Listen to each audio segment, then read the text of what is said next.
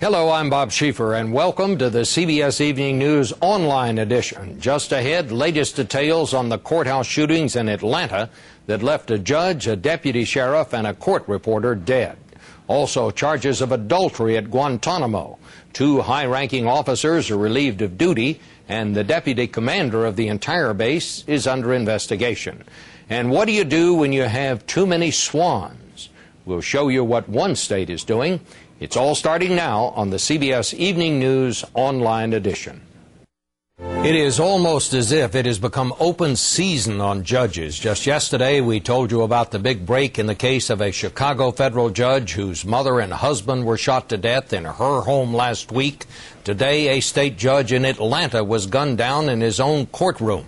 A court reporter and a deputy sheriff were also killed. The gunman is still at large. We're beginning there tonight in Atlanta with CBS News correspondent Jim Acosta. Inside an Atlanta courthouse, a violent defendant saw an opportunity for vengeance and seized it. I don't know for sure. 33-year-old Brian Nichols was about to stand trial, accused of kidnapping and repeatedly raping his girlfriend when he grabbed a female deputy's gun.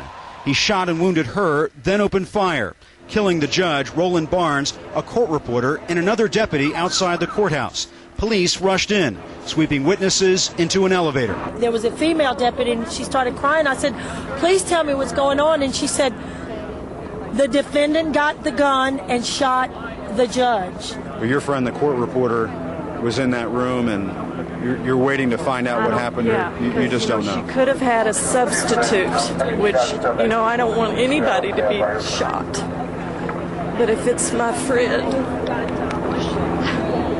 Nichols escaped after he pistol-whipped Atlanta newspaper reporter Don O'Brien and stole his car. I think I'm extremely lucky to escape without being shot or thrown in the trunk. For hours, the manhunt put much of the city in lockdown. As police used Amber Alert messages to post the wanted vehicle on traffic signs, schools across Atlanta were closed. Even in the 21st century, American courthouses can go wild. Just last month in Texas, a camera picked up a gun battle outside the courthouse doors. In Atlanta, Fulton County officials concede they may have been too lax in handling Nichols. Sources here told us just yesterday, deputies found Nichols hiding a homemade knife in his shoe. Sometimes there's not enough deputies and they're kind of like one-on-one, so it could happen. I don't know how this happened. Courthouse security varies from state to state. Some simply don't allow deputies to carry handguns because a firearm dangling in an officer's holster may be too tempting. Authorities acknowledge it's been hours since the shooting happened and Brian Nichols is still on the run. So, despite this massive manhunt, it's possible he has fled the state. Bob? Jim, I just want to underline what's important here. This guy escapes from the courthouse in the middle of town in broad daylight, and now they have no idea where he is. That's right, and police say this man could not be more dangerous, and they are warning the public not to confront him. If somebody sees this person, they are urged to simply call the police. Bob? Thank you very much, Jim. An amazing story. We have exclusive word tonight of more trouble at the prison for terror suspects held on the U.S. Navy base at Guantanamo Bay, Cuba. This time it is a sex scandal, and it does not involve the prisoners. David Martin joins us now from the Pentagon. David, tell us about it. Well, Bob, as if the situation at Guantanamo isn't messy enough already, there is now a sex scandal involving senior military officers who were running the prison. The colonel in charge of prison operations, a lieutenant colonel who commanded the military police guarding the prisoners, and another lieutenant colonel who commanded the soldiers responsible for base security have all been relieved of duty. They are accused of committing adultery with a female Navy lieutenant and a number of female civilian contractors. An Army general who was the deputy commander of the task force which runs Guantanamo is also under investigation for adultery, which is a violation of military law. That case has been turned over to the Army's Inspector General at the Pentagon since it involves such a high-ranking officer. The investigation began after a soldier who had himself been disciplined for adultery blew the whistle on the officers. And the investigation then turned up emails in which these officers were exchanging information about the women they were having sex with. You know, David, the question I have about this story is this something we really ought to be worried about here, or is it just something that's going to be embarrassing to the militaries and people trying to get back at one another?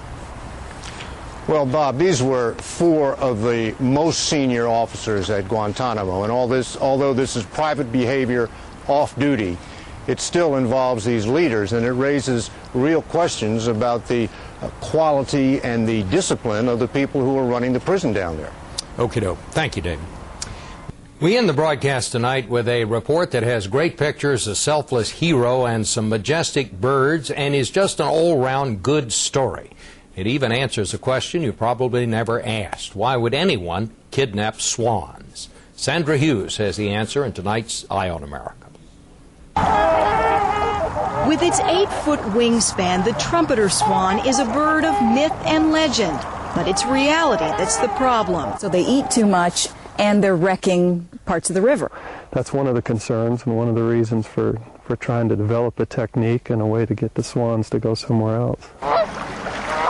Every year, thousands of these giant swans spend the winter in northern Idaho on the Snake River. Each bird eats more than 12 pounds of river grass a day, and that's threatening the fishing industry and the swans themselves. If there are too many birds, eventually there will be a die-off and a big problem. And Kent Clegg should know. He's the man who first pioneered the idea of leading whooping cranes by ultralight plane onto a new migration path. This time around, he's looking for another migration miracle. Call him the swan catcher. In the middle of the night, Clegg sneaks up on the trumpeter in his 11-foot boat, and just like that, grabs one swan after another off the frozen lake. There isn't any easier way to do this? Easiest way we found so far, even though it's cold and extreme, it is successful. In daylight, they'd blow their signature horn sound and fly away, but taken by surprise, they go limp in Clegg's arms. The swans are tagged and one wing painted bright pink for identification, then relocated to new winter nesting grounds in southern Idaho. Do you ever worry that you're messing with Mother Nature? Well, we are. I mean, that's the point. Messing with Mother Nature doesn't always work. For a decade, biologists tried to move adult trumpeter swans, but it didn't take. So eager to return, they sometimes beat the scientists back to this river. That's why Fish and Game Director Lori Hanuska Brown decided baby birds would be moved this time. The babies are trainable. That's what we found, is if you move those young birds, they find that new area attractive enough that they're willing to go back there in the next year. Several have already made the return trip on their own, according to Clegg, who will spend the next decade tracking the birds. His hope is that he's helped rewrite Mother Nature's roadmap so that the trumpeter swan can survive for years to come. In Last Chance, Idaho, this is Sandra Hughes for Eye on America. More stories are just a click away, but don't forget to join me on television for the on-air edition of the CBS Evening News. For CBSNews.com, I'm Bob Schieffer.